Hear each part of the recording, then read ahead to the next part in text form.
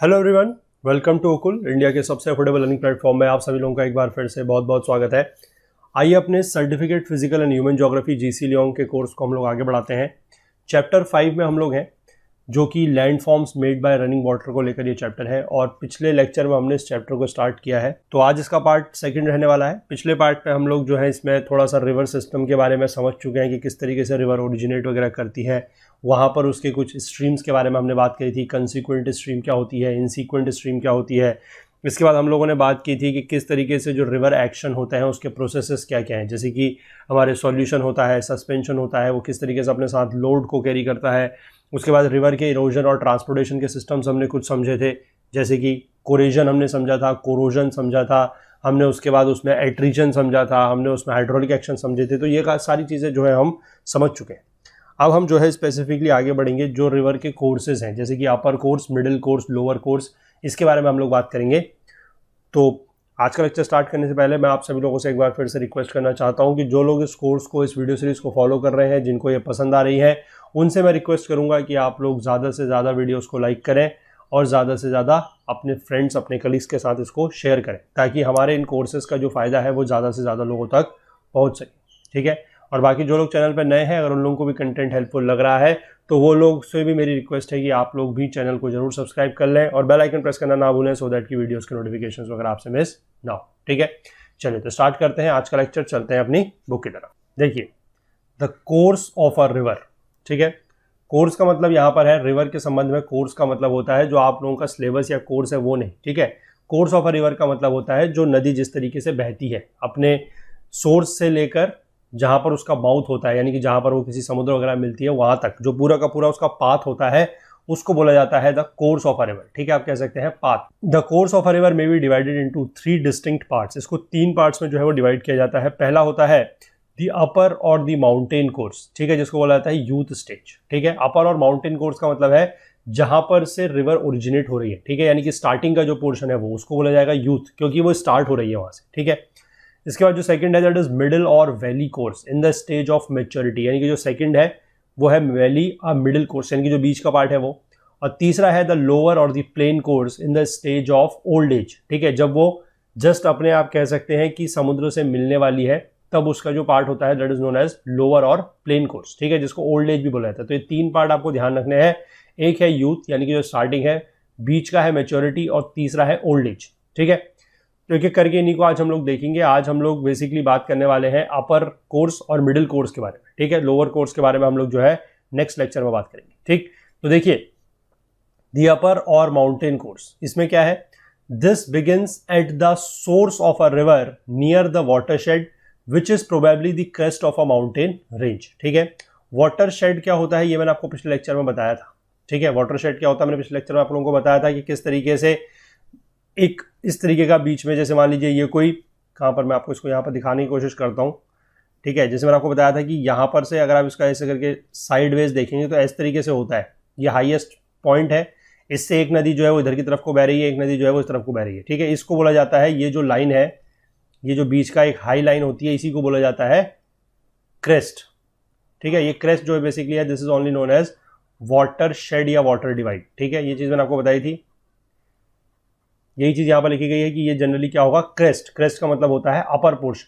ठीक है ना, जैसे कि वेव के केस में क्रेस्ट एंड ट्रफ्स होते हैं, वो चीज। ठीक है, यहां पर क्या है कि अगर रिवर इज वेरी स्विफ्ट, यानी कि बहुत तेज है, as it descends the steep slopes. ठीक है, और क्यों तेज है, क्योंकि ये जिस रास्ते बह रही है, यानी कि जो स्लोप है वहां पर वो कैसा है, बहुत ज्यादा स्टीप है। स्टीप का मतलब है कि उसका जो स्लोप है, यानी कि देखिए मैं आपको यहाँ पर 2 एग्जाम्पल दिखाता हूं।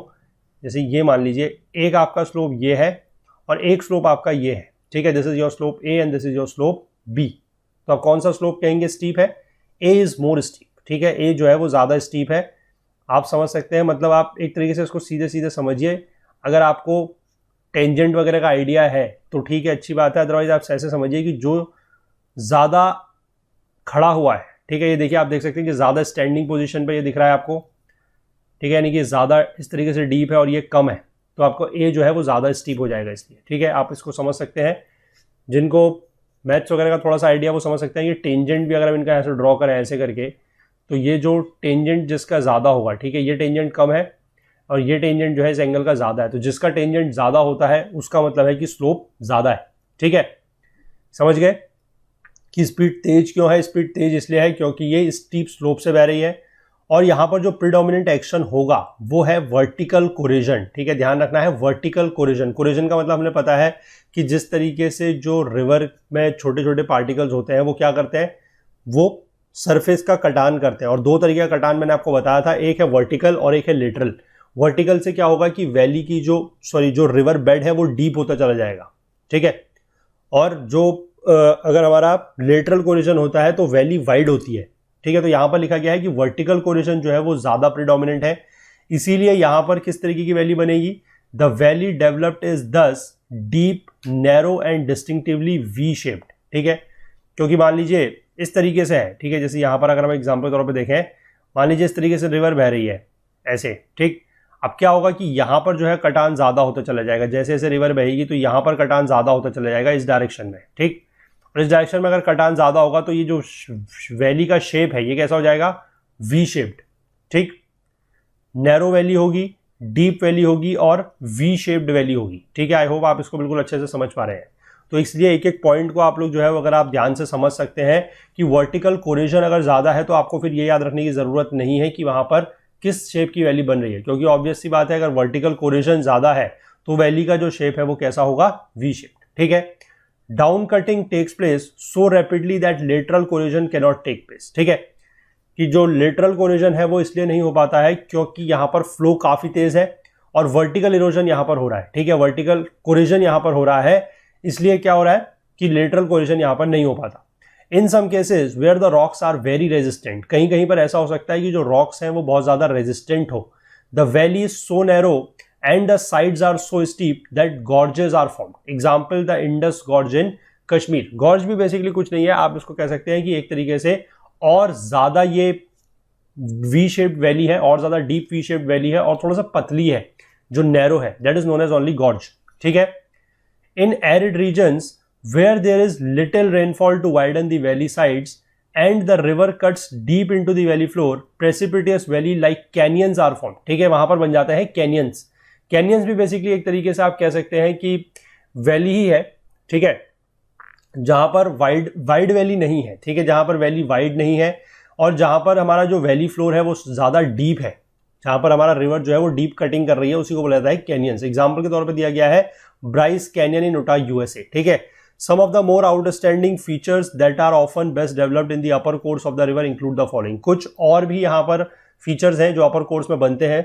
सबसे इंपॉर्टेंट यहां पर जो दिया गया है that is your river capture. ठीक है, रिवर कैप्चर क्या है, this is also known as river piracy और रिवर बीहेडिंग।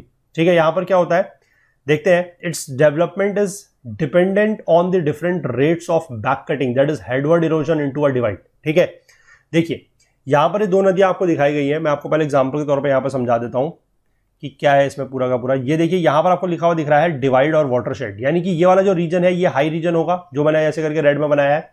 इसके एक तरफ को जो है ये वाली नदी बह रही है, that is your B.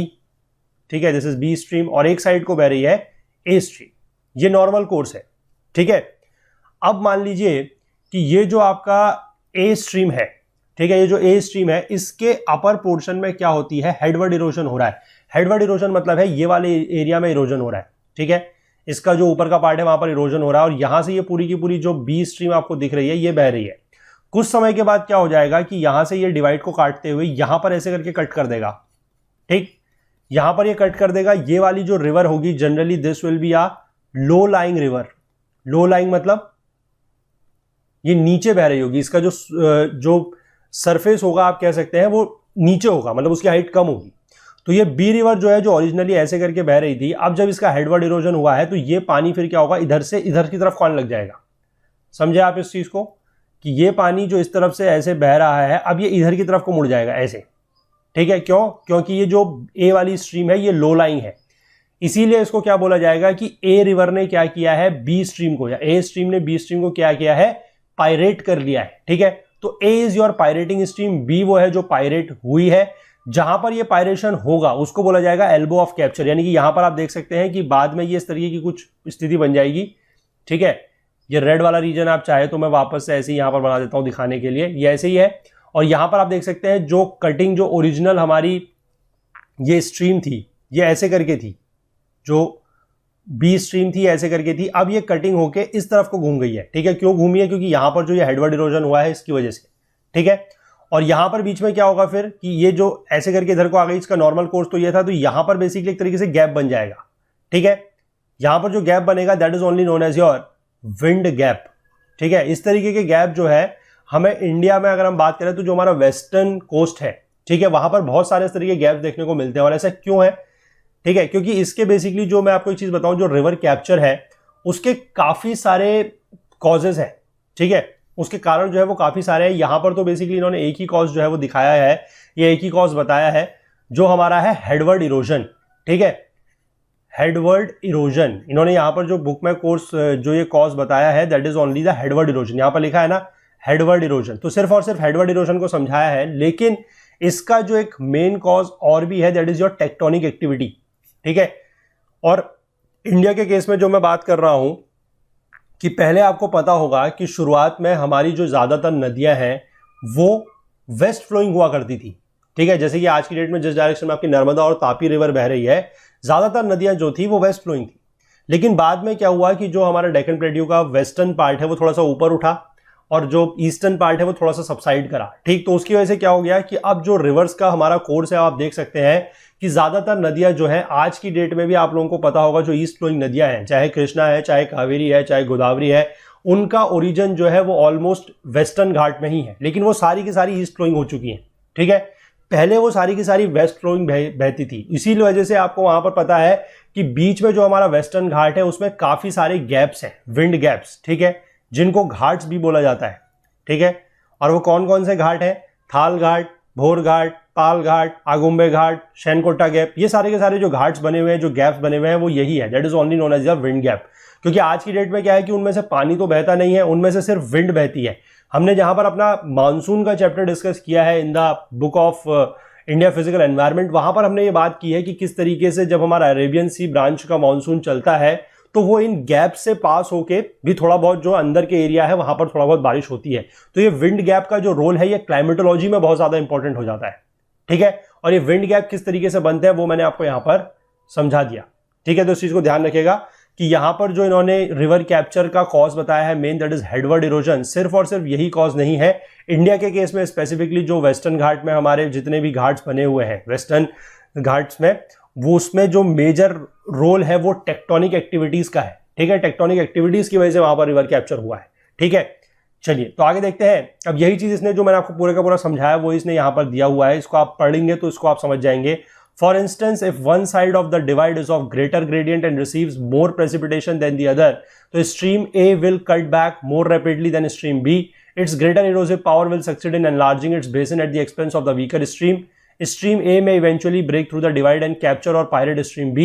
The bend at which the piracy occurred is known as the elbow of capture.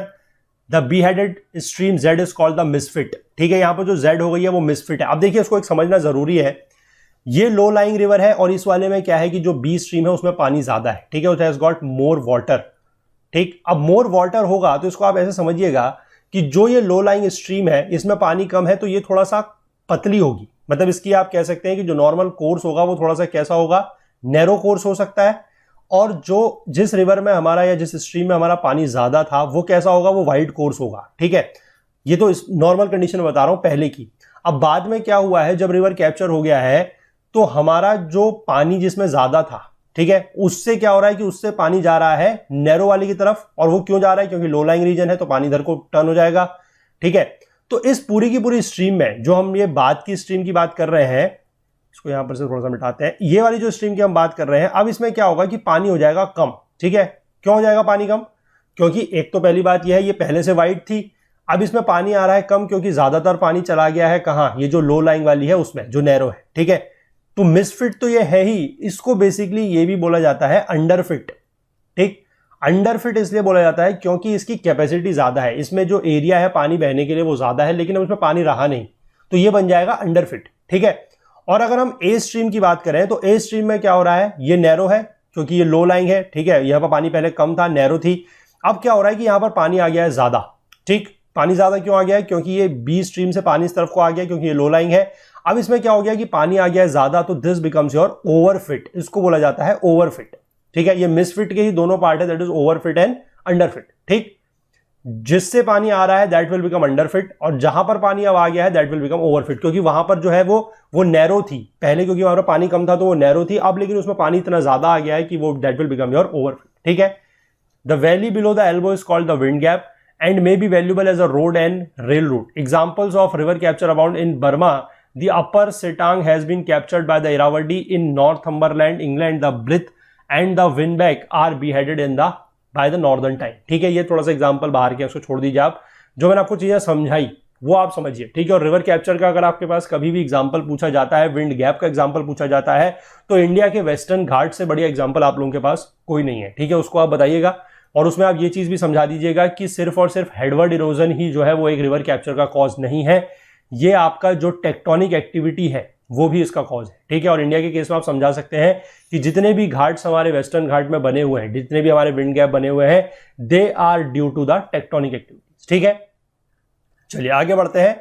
दूसरा जो इसमें मेजर हमारे लैंडफॉर्म्स बन रहे हैं, ठीक है, जो फीचर्स बन रहे हैं इन दी अपर कोर्स, वो है रैपिड्स, कैटरैक्ट्स एंड वाटरफॉल्स। ठीक है, रैपिड्स क्या होता है? देखिए, these are liable to occur at any part of the river course. ये वैसे जनरली देखा जाए तो मैं आपको समझाऊंगा भी, अभी आप समझ जाएंगे कि ये जरूरी नहीं है कि सिर्फ अपर पार्ट में ही बने, ये कहीं पर भी बन सकते हैं, but they are most numerous in the mountain course where changes of gradient are more abrupt and also more frequent. ठीक है, अब देखिए यहां पर आपको साफ साफ दिख रहा है, दो प्रकार के रॉक दिख रहे हैं, ये जो ग्रे कलर का है dark grey, this is your softer rocks, और ये जो रेड कलर के आपको दिख रहे हैं, these are your hard rocks. ठीक है, अब नदी ऐसे करके बह रही है, तो ये सॉफ्टर रॉक्स को तो हो सकता है कि नदी थोड़ा बहुत कट कर दे, लेकिन हार्डर रॉक्स को नहीं कट कर पाएगी। ठीक है, और हार्डर रॉक्स को कट नहीं कर पाएगी तो रिवर फिर इस तरीके से क्या करेगी, it will jump over this, यहां पर फिर ये डाउन होगी, यहां पर फिर ये जंप करेगी, यहां पर फिर ये डाउन होगी, यहां पर फिर ये जंप करेगी। ठीक है, तो यही जो unequal resistance of hard and soft rocks की वजह से क्या होगा, the outcrop of the bend of the hard rock मे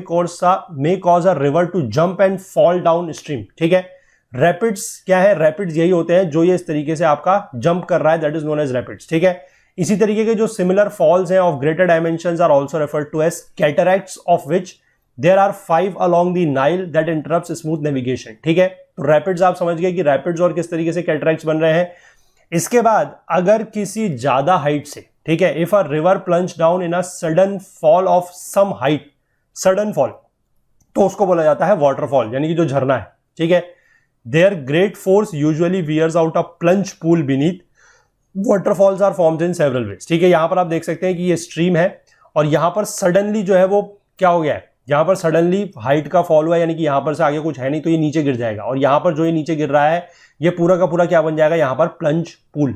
ठीक है, वाटरफॉल जो है वो कई तरीकों से बन सकते हैं, यहां पर इसको दिया गया है क्या है, सबसे पहला है कि when a bar of resistant rocks lie transversely along across a river well. ठीक है, ये आप ऊपर देख सकते हैं, आपको यहां पर दिख रहा है हार्ड रॉक, तो ये रेजिस्टेंट रॉक है, अब इसका कटान तो होगा नहीं। ठीक है, इसमें कुछ भी इरोजन वगैरह होगा नहीं, क्योंकि हार्ड रॉक है, स्ट्रीम इसके ऊपर से बहेगी, और जहां पर ये पत्थर खत्म होगा वहां से ये नदी सीधे के सीधे क्या होगा, इसका नीचे गिर जाएगी, तो this becomes a waterfall. Example के तौर पे यहां पर दिया गया है, that is the Niagara Falls in USA which is 167 feet high, and the Kaieteur Falls in Guyana that is 845 feet high. ठीक है, इसके बाद दूसरा क्या है कि when a fault line scarp caused by faulting lies across the river, जैसे कि Victoria Falls in the river Zambezi plunging 360 feet. ठीक है, फॉल्ट लाइन क्या होती है आप लोगों को पता है। ठीक है, मान लीजिए कोई इस तरीके का प्लेट थी, ठीक है, इस प्लेट को हम थोड़ा सा, एक मिनट रुकिए, इसको हम थोड़ा सा 3D में बनाने की कोशिश करते हैं।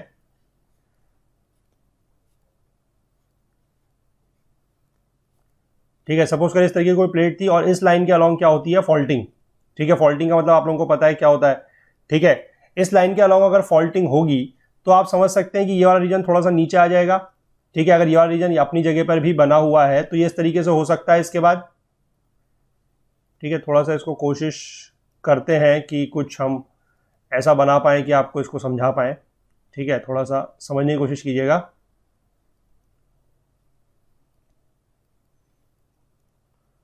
ठीक है, अब इसके बाद क्या होगा कि जो दूसरा पोर्शन है ये थोड़ा सा नीचे आ चुका होगा ऐसे।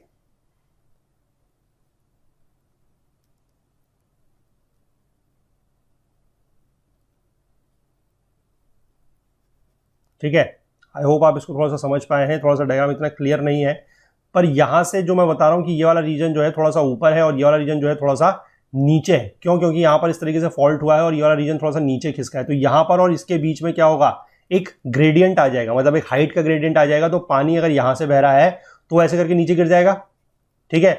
That will also form the waterfall only, ठीक है। तो यहां पर आप समझ सकते हैं जो फॉल्ट लाइन स्कैर्प है कॉज बाय फॉल्टिंग, इसकी वजह से वाटरफॉल बन सकता है, ठीक है। इसके बाद अगला क्या है, when water plunges down the edge of a plateau, ठीक है। किसी प्लेट्यू के अगर एज से पानी नीचे गिर जाता है तो वहां पर भी बेसिकली क्या बनेगा, हमारा वाटरफॉल बन सकता है।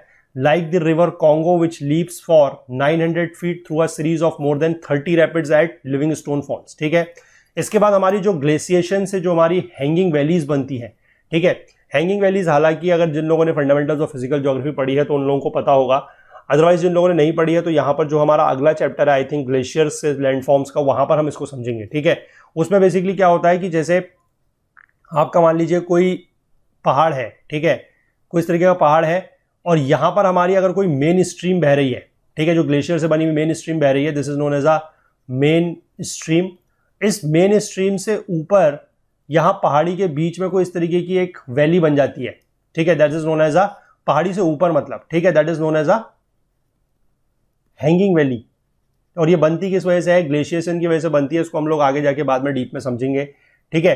तो इस तरीके की जो हैंगिंग वैलीज बनती है वहां पर भी क्या है कि tributary streams reach the main U shaped valley below as waterfalls. तो क्या होता है कि यहां से जो नदी आ रही है, मतलब जो यहां से स्ट्रीम बह रही है, वो इस यू शेप जो मेन स्ट्रीम वैली है इसमें इस तरीके से गिरती है, ठीक है। ये जो मेन स्ट्रीम वैली है, या इसको आप कह सकते हैं जो मेन स्ट्रीम है, या फिर जो यहां पर बनती है valley, that is your you shaped valley, ठीक है। यहां पर जनरली वी शेप्ड वैली नहीं बनेगी, यहां पर यू शेप्ड वैली बनेगी। और यू वी शेप्ड, जो यू शेप्ड वैली में ये जो पानी गिरेगा ये फ्रॉम दी हैंगिंग वैली से, दैट विल बी अ, जो यहाँ पे हैंगिंग वैली में जो ट्रिब्यूटरी या जो स्ट्रीम है उससे जो पानी मेन वैली की जो मेन स्ट्रीम में बहेगा यू शेप्ड वैली के, that will also form in the fall in the form of waterfalls, ठीक है। जैसे कि एग्जाम्पल के तौर पर दिया गया है Yosemite falls of California with the total descent of 2560 feet, ठीक है। तो ये सारे के सारे हमारे कुछ मेजर हम कह सकते हैं कि लैंडफॉर्म्स हैं या मेजर फीचर्स हैं of the reverse in the upper course, ठीक। इसके बाद हम लोग जल्दी से बात कर लेते हैं मिडिल और रिवर कोर्स, वैली कोर्स के बारे में, यानी कि अब हम बीच के कोर्स में आ गए। अब मिडिल कोर्स में क्या होगा, lateral corrasion tends to replace vertical corrasion, ठीक है। ध्यान रखना है कि अपर कोर्स में वर्टिकल कोरेजन ज्यादा हो रहा था, यानी कि जो हमारी वैलीज थी वो क्या हो रही थी, वो डीप हो रही थी, वहां पर वी शेप ज्यादा बन रहा था। अब यहां पर क्या होगा, लेटरल कोरिजन प्रिडोमिनेट करेगा, तो लेटरल कोरिजन प्रिडोमिनेट करने की वजह से यहां पर अब वैली जो है वो क्या हो जाएंगी, वैलीज विल बिकम वाइडर, ठीक है, वैली जो है वो चौड़ी होने लग जाएंगी। तो active erosion of the bank widens the V shaped valley, the volume of water increases with the confluence of many tributaries and this increases the river flow, ठीक है। अब कुछ नदियों में क्या है कि उनकी जो ट्रिब्यूटरीज हैं, जो सहायक नदियां हैं वो मिलनी शुरू हो जाएंगी, तो उससे नदी का जो लोड है वो बढ़ेगा। The work of river is predominantly transportation with some deposition, अभी भी जो है डिपोजिशन एज सच नहीं हो रहा है। इस चीज को आप ध्यान रखेंगे कि शुरुआती स्टेज जो है, जो अपर कोर्स है, वहां पर रिवर डिपोजिशन बिल्कुल भी नहीं करेगी, क्योंकि वहां पर क्या है, स्पीड बहुत ज्यादा तेज है, तो वहां पर मेजर जो हमारा एक्शन होगा, ठीक है, जो वर्क ऑफ द रिवर होगा वो क्या होगा, ट्रांसपोर्टेशन, ठीक, इरोजन और ट्रांसपोर्टेशन। सिमिलरली यहां पर भी अगर हम बात करें तो जो मिडिल कोर्स है यहां पर भी प्रीडोमिनेटली ट्रांसपोर्टेशन ही होगा, थोड़ा बहुत डिपोजिशन हो सकता है लेकिन ज्यादा नहीं होगा, ठीक है। डाउन स्ट्रीम अगर हम बात करें तो the interlocking spurs that project from both sides of the valley are cut back into the line of bluffs, ठीक है। यहां पर आप एक चीज देख सकते हैं कि आपको इस तरीके से कुछ ये इस तरीके की वैलीज दिख रही हैं, ठीक है, ये एक दूसरे को कट कर रही हैं, these are known as your interlocking spurs, ठीक है। यहां से नदी आएगी तो ये फिर ऐसे आएगी, फिर ये ऐसे घूमेगी, फिर ये ऐसे घूमेगी, तो ये इसकी वजह से जो बन रहा है this is known as your, ये जो इस तरीके के स्पर्स बने हुए हैं these are your interlocking spurs, क्योंकि आप देख सकते हैं ये एक दूसरे को क्या कर रहे हैं, ये ऐसे आ रहा है, फिर ये ऐसे आ रहा है, फिर ये ऐसे आ रहा है, तो ये एक दूसरे को लॉक कर रहे हैं, ठीक है, this is known as your interlocking spurs. Rain wash, soil creep, landslides and gulling gradually widen the valley cutting back the sides, ये हमने पिछले पार्ट में बात करी है किस तरीके से सॉइल क्रीप, लैंडस्लाइड वगैरह होता है। The river's treble task of valley cutting, bed smoothening and debris removal are being carried out in the more tranquil manner than in the mountain course, though the velocity does not increase, ठीक है। Velocity decrease नहीं कर रही है, लेकिन यहां पर जो इस तरह की कटिंग वगैरह हो रही है, बेड की स्मूथनिंग है, वैली कटिंग है, डेब्रिस रिमूवल है, ये ज्यादा ट्रैंक्विल तरीके से हो रहा है। ट्रैंक्विल का मतलब है कि ये थोड़ा सा क्या हो रहा है, स्लो हो रहा है, बहुत ज्यादा तेजी से अब नहीं हो रहा है, हालांकि वेलोसिटी यहां पर नहीं गिरी है, ठीक है। और वो इसलिए हो सकता है कि कम हो रहा है क्योंकि आप एक तरीके से कह सकते हैं कि रिवर बहुत तेजी से यहां पर नहीं बह रही है क्योंकि इंटरलॉकिंग स्पर्स वगैरह बीच में आ रहे हैं, ठीक है। Some of the load is dropped और डिपॉजिटेड, इसीलिए क्या है कि कुछ लोड जो है वो ड्रॉप और डिपॉजिट हो जाता है। हालांकि ये चीज का आपको ध्यान रखना है कि जो स्पीड है वो अभी भी कम एज सच नहीं हुई है, ठीक है। Again, this depends on the volume of flow. For in the event of flood, the river's erosive power and its capability for load carrying is greatly increased. ये हमने पिछले पार्ट में भी बात की थी कि जिस समय अगर बाढ़ वगैरह आएगी तो इसकी जो कैरिंग कैपेसिटी है, जो एरोसिव पावर है, वो बहुत ज्यादा बढ़ जाएगी। तो वहां पर बेसिकली ये हो सकता है कि जो डिपोजिशन हो रहा है वो काफी कम हो और जो ट्रांसपोर्टेशन हो रहा है वो ज्यादा है, ठीक है। The more outstanding features associated with the valley course are these. तो सबसे इंपॉर्टेंट जो फीचर यहां पर है that is known as your meanders, ठीक है। जो मींडरिंग यहां पर होती है वो देखते हैं क्या है। As water flowing under gravity seldom flows straight for any long distance, a winding course soon develops, ठीक है। यानी कि नदी जब भी बह रही है आप कभी भी देखेंगे वो स्ट्रेट एज सच नहीं बहेगी, वो थोड़ा सा वाइंड करेगी। वाइंड करने का मतलब है कि एक तरीके से मैं आपको दिखाता हूं अगले पेज में क्या है, यानी कि एक तरीके से जिगजैग पैटर्न में थोड़ा सा बहेगी, ठीक है। The irregularities of the ground force the river to swing in loops forming the meanders. The term derived from the winding river meanderies in the Asia Minor. The mechanism of meander formation illustrated in figure 41. यहां पर ये चीज जो है वो दी गई है, ठीक है। आप देख सकते हैं कि रिवर का जो कोर्स है वो स्ट्रेट ना होते हुए वो इस तरीके का कोर्स हो चुका है, ठीक है। यानी कि इस तरीके के जो ये वेवी फॉर्म में रिवर मूव कर रही है, this is only known as your meander formation, ठीक है। अब ये किस तरीके से बनता है इसको हम लोग यहां पर थोड़ा सा समझ लेते हैं। इसमें कुछ नहीं है एज सच, क्या है कि देखिए river cliffs and slip of slopes, इसमें दो चीज बनेंगी, one is your river cliffs and another one is your slip of slopes. पहले इसको ऊपर समझेंगे हम, ये जो ऊपर का डायग्राम दिया गया है, इसके बाद ये नीचे वाले डायग्राम में आपको ये दो टर्म दिखाए गए हैं, what is your river Cliff and what is your slip of slope, ठीक है। पहले ऊपर का पार्ट हम देखते हैं क्या है। देखिए when the flow of water P Q, देखिए रिवर का जो पानी है वो इस डायरेक्शन में फ्लो कर रहा है पी क्यू ऐसे, ठीक। enters the bend of the river, it dashes straight into Q, ठीक है, सीधे जाएगा Q के डायरेक्शन में, eroding the outer bank into a steep river cliff at Q। अब यहां पर वो पानी जाएगा तो वो ये वाला जो बेंड था, या आप कह सकते हैं कि जो ये साइड का बैंक है वो उसको इरोड करेगा और वो इरोड होके पहुंच जाएगा यहां पीछे, ठीक है, वो यहां पीछे पहुंच जाएगा इस तरीके से, ठीक। इसके बाद क्या होगा, the water piles up on the outside of the bend because of the centrifugal force. अब पानी यहां पर इकट्ठा होना शुरू होगा। उसके बाद जो bottom current R S is setup in the cork screw motion. Cork screw motion generally basically ये होता है कि अगर इस डायरेक्शन में हम लोग मूव कर रहे हैं, ठीक है, तो जो हमारा राइट हैंड हम जिस तरफ को अगर घुमाते हैं, ठीक है, जैसे इस तरफ को हमने राइट हैंड घुमाया तो इस तरफ को पाइल अप होना शुरू हो जाएगा, ठीक है। इससे क्या है कि जो बॉटम करंट है वो इस तरफ को पाइल अप होना शुरू हो जाएगा and hurled back into the mid stream and the inner bank. तो इनर बैंक में इस तरफ से क्या होना शुरू हो जाएगा, पानी यहां पर कम होगा और यहां पर हमारा जो है डिपोजिशन स्टार्ट हो जाएगा यहां पर, ठीक है।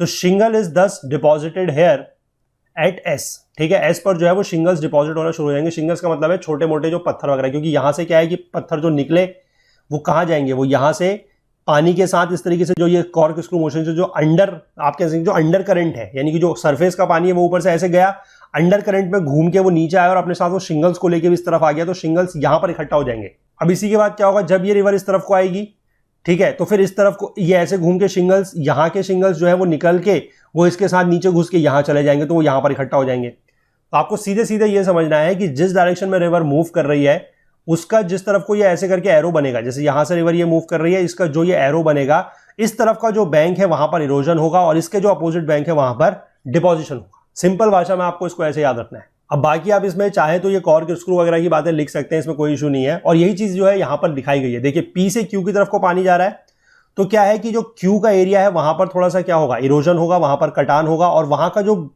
सामान है या जो शिंगल्स वगैरह है वो यहां से आके पानी आर से एस की तरफ को मूव कर रहा है और यहां पर वो इकट्ठा हो जा रहा है, ठीक है। This is known as slip off bank. यहां पर डिपोजिशन हो रहा है, कॉन्वेक्स बैंक है, शैलो बैंक है, और जहां पर रिवर क्लिफ बन रहा है जहां से इरोजन हो रहा है, that is erosion takes place, ये कॉन्केव बैंक है और ये डीप है, ठीक है। क्योंकि ये यहां पर शैलो क्यों है, क्योंकि यहां पर मटेरियल इकट्ठा हो गया है। ये डीप क्यों है, क्योंकि यहां से मटेरियल रिमूव हो रहा है। सिंपल बात है, ठीक है, इतना चीज आप यहां से समझ सकते हैं। तो इसीलिए यहां पर लिखा गया है कि एस जहां पर डिपोजिशन हो रहा है वहां पर स्लिप ऑफ बैंक जो है वो काफी ज्यादा जेंटल है। The outer bank is therefore the bank of continuous erosion and the inner bank is the bank of continual deposition। तो आपको यही सिंपल भाषा में इसको अगर आप ध्यान रखना चाहें ठीक है, सिंपली आपने याद रखने के लिए आपको यही ध्यान रखना है कि जिस डायरेक्शन में भी रिवर का मूवमेंट हो रहा है, स्ट्रीम जिस डायरेक्शन में मूव कर रही है, उसके जो एरो की डायरेक्शन होगी उस तरफ इरोजन होगा और जस्ट उसके अपोजिट बैंक में क्या होगा, डिपोजिशन होगा। बस ये ध्यान रखना है आपको, ठीक है। तो इसको अगर आप इस तरीके से याद रखेंगे तो आप कभी भी जो है इसको गड़बड़ नहीं करेंगे, भूलेंगे नहीं। अगला जो है that is your interlocking spurs. Interlocking spurs के बारे में मैंने आपको वैसे पीछे दिखा दिया, यहां पर थोड़ा सा वही चीज लिखी गई है। As the stream flows on, the meanders migrate progressively outward with the interlocking spurs alternating with the undercut slope as shown in figure 40। ठीक है, जब स्ट्रीम फ्लो कर रही है तो ये मींडर्स जो है ये प्रोग्रेसिवली आउटवर्ड तरफ मूव कर रहे हैं क्योंकि इंटरलॉकिंग स्पर्स इसके बीच में आ रहे हैं। ठीक है, it must be pointed out that it's this stage that meanders in the middle course are only the beginning of the downstream swing, for the bends are restricted by the interlocking spurs. वही मैंने आपको बताया कि इसमें बीच में जो interlocking स्पर्स आ रहे हैं उसकी वजह से भी ये मींडर्स जो है रिस्ट्रिक्टेड हो रहे हैं। जो डाउनस्ट्रीम का स्विंग है वो क्या हो रहा है, रेस्ट्रिक्ट हो रहा है, क्योंकि यहां पर क्या आ रहे हैं, interlocking spurs. In the lower course the loops are enlarged across the level plane and the meanders are fully developed। तो यहां पर एक तरीके से आप कह सकते हैं कि जो meanders हैं they are underdeveloped। अब जो हमारा मिडिल कोर्स है वहां पर meanders underdeveloped है क्योंकि they are restricted by the interlocking spurs। जो हमारा नीचे का पोर्शन होगा यानी कि जो लोअर कोर्स होगा वहां पर लूप्स जो है वो ज्यादा बड़े हो जाएंगे। और क्यों बड़े हो जाएंगे, क्योंकि वहां पर इंटरलॉकिंग स्पर्स वगैरह बिल्कुल भी नहीं आएंगे, वहां पर इस तरह की कोई वैली वगैरह होगी नहीं, वो लेवल प्लेन होगा, वहां पर जो है आपके ये लूप्स ज्यादा बड़े हो जाएंगे और मींडर जो है वो पूरी तरीके से डेवलप हो जाएंगे। ठीक है, आई होप कि यहां तक आप चीजों को बिल्कुल अच्छे से समझ पाए हैं कि अपर कोर्स में क्या हो रहा है, जहां पर रिवर का यूथ स्टेज है, स्टार्टिंग स्टेज है, वहां पर क्या हो रहा है और मिडिल स्टेज में क्या हो रहा है। ठीक है, इसके बाद अगला जो है आपका पार्ट इसका लोअर और ये प्लेन कोर्स जो है, जो तीसरी स्टेज है that is your old stage. इसमें थोड़ा सा चीजें ज्यादा है, ठीक है, मतलब थोड़ा सा लंबा है, तो इसको हम लोग अगले पार्ट में लेके चलेंगे और कोशिश करेंगे कि अगले पार्ट में या उसके फिर नेक्स्ट पार्ट में ये चैप्टर जो है कंप्लीट हो जाए। ठीक है, चलिए, तो अगर आपको कंटेंट रिलेटेड कोई भी डाउट है तो आप हमारे टेलीग्राम का जो ग्रुप है that is Okul GS UPSC discussion forum, उसको ज्वाइन करके आप पूछ सकते हैं। उसका लिंक नीचे डिस्क्रिप्शन बॉक्स में दिया हुआ है या फिर टेलीग्राम में सर्च करके भी आप इसको ज्वाइन कर सकते हैं।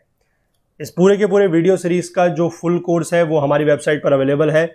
वहां पर आप लोगों को वीडियोस के साथ साथ नोट्स और क्विजेस भी प्रोवाइड कराए जाएंगे। वीडियोस के थ्रू आप लोग कंसेप्ट सीख सकते हैं, आप लोग पढ़ सकते हैं, नोट्स के थ्रू आप लोग क्विकली रिवाइज कर सकते हैं और क्विजेस के थ्रू आप लोग जो है अपनी प्रिपरेशन को एसेस कर सकते हैं। अगर कोर्स परचेस करने संबंधी कोई टेक्निकल क्वेरी आप लोग फेस करते हैं तो उसके लिए आप लोगों के साथ में एक व्हाट्सएप का नंबर शेयर कर रहा हूं, इस पर आप लोग अपनी टेक्निकल क्वेरी रिजॉल्व कर सकते हैं, दैट इज 9498086380। बाकी अगर आप हमसे कोई और बात शेयर करना चाहें, कुछ भी पूछना चाहें या कुछ बताना चाहें तो उसके लिए आप हमारी ईमेल आईडी का यूज भी कर सकते हैं, दैट इज support@okul.co। बाकी हमसे ज़्यादा जुड़ने के लिए हमारा फेसबुक पेज, हमारा इंस्टाग्राम चैनल, हमारा लिंक्डइन प्रोफाइल और ट्विटर पे भी आप हमें फॉलो कर सकते हैं। Thanks for watching till the end. आप हमारे अदर कोर्सेज को इन प्लेलिस्ट्स के थ्रू एक्सेस कर सकते हैं। अगर आपको यह वीडियो पसंद आया है तो लाइक ज़रूर करें, इसे ज़्यादा से ज़्यादा शेयर करें। अगर आपने अभी तक हमारे इस YouTube चैनल को सब्सक्राइब नहीं किया है तो जल्दी से कर लीजिए और बेल आइकन प्रेस करना बिल्कुल नहीं भूलिएगा ताकि आपको हमारे सभी वीडियोस के नोटिफिकेशन सबसे पहले मिल सके। अपने कमेंट्स करके हमें ज़रूर बताइएगा कि आपको ये वीडियो कैसा लगा।